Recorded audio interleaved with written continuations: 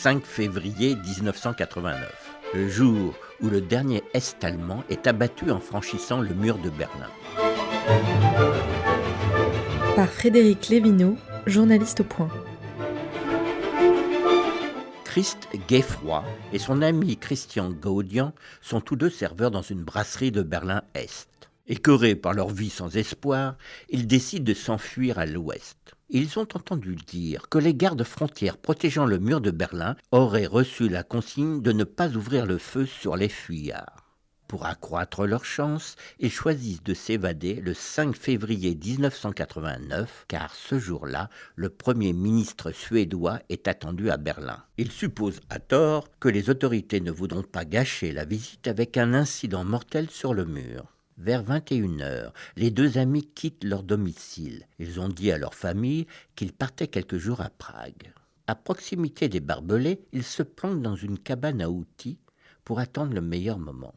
Vers 23h30, ne voyant aucune patrouille, ils se dirigent à moitié courbés vers le canal de Britz qui sert de frontière avec Berlin-Ouest.